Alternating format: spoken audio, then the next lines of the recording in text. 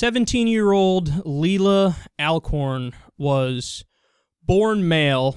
She's a transgender woman, and her story is beyond heartbreaking. Alcorn revealed to her parents a few years ago that she was in fact transgender, and they responded in the worst way possible. They said that she'll never truly be a girl, and God doesn't make mistakes, and they didn't accept her. So Alcorn just recently committed suicide. Now, she wrote in her suicide note many things that are very striking. She said, quote, "If you are reading this, parents, please don't tell this to your kids.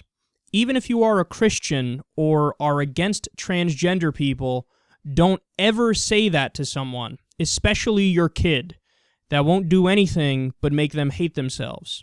That's exactly what it did to me." So Alcorn's parents took her to Christian therapists, and they refused surgery for her, which she said repeatedly, "This is who I am, this is what I need," but they said no, and they forced her to go to Christian therapists.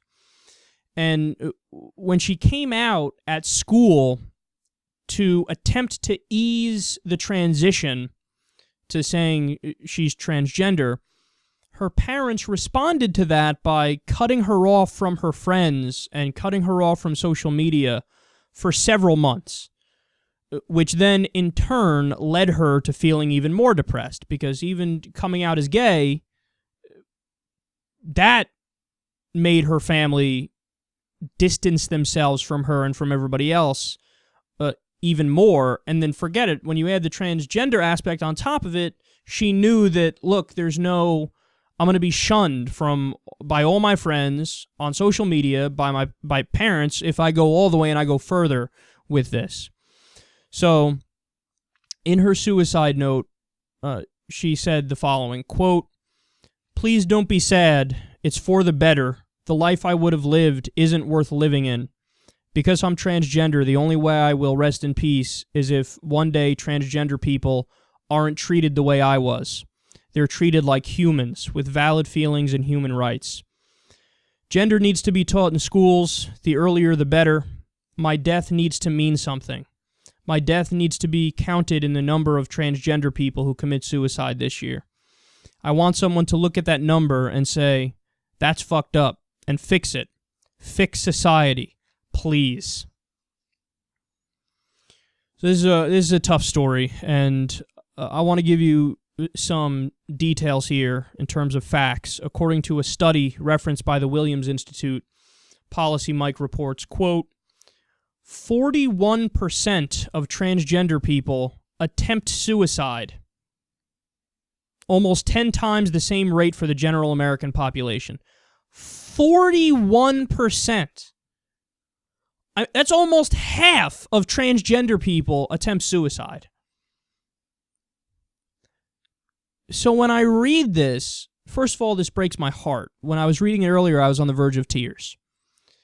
And the lesson to take away from it is that it's not that transgender people have a specific gene or DNA sequence that makes them more prone to suicide. It's that the environment that transgender people are born into all around the world are environments that don't accept them.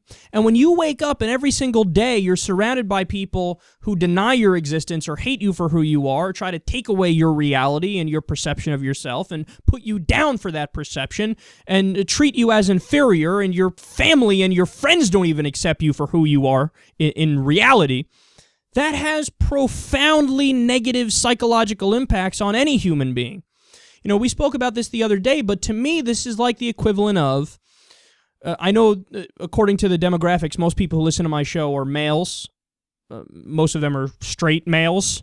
That's like you and I, as straight men, waking up in the morning every day, and we are forced to put on lipstick and put on eyeshadow and put on fake eyelashes and wear a wig and put on fake breasts and a fake butt and a dress, and we're forced to walk around wearing high heels and dress like something we know we're not, like someone we know we're not. And that would have profoundly psychologically damaging effects on me. I would lose it. I would go crazy in that scenario. And then naturally, not only just from that would I go crazy within myself, but the perception of everybody around me when they look at me would be, well, come on, man. You're being weird and we don't like you. And then they'd start putting you down for dressing like that. Living in a reality that you know is not your reality is damaging across the board. So if somebody's a transgender, if somebody was born male and they know they're a transgender woman, to stand in their way or put them down for living out their truth, which is as a transgender woman, you're the problem. Like, they're not the problem. They're simply, sometimes when people are born, they're born male and they feel male. Sometimes they're born female and they feel female. That's majority of the cases. Sometimes people are born gay. Sometimes people are born bisexual. Sometimes people are born as, you're born as a woman and you know inside you're really a man. You were supposed to be a man. Sometimes you're born as a man and you know deep down you were supposed to be a woman. And this is something that is universal. This happens all over the world.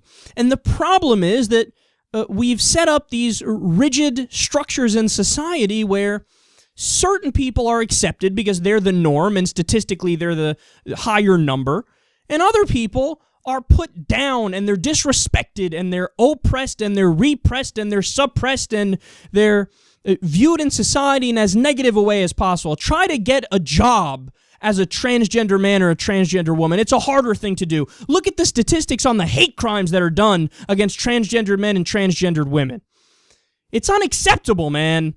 And the point I'm trying to get at is, the problem was not with Leelah Alcorn. The problem was with her parents. The problem is with the people who don't accept transgender people as who they are. The problem is with society for rejecting certain people and treating them a certain way because they don't fit into the standard boxes that we've set up for everybody in society. If you're too unique, well, then you get no respect and you're not treated like a serious person.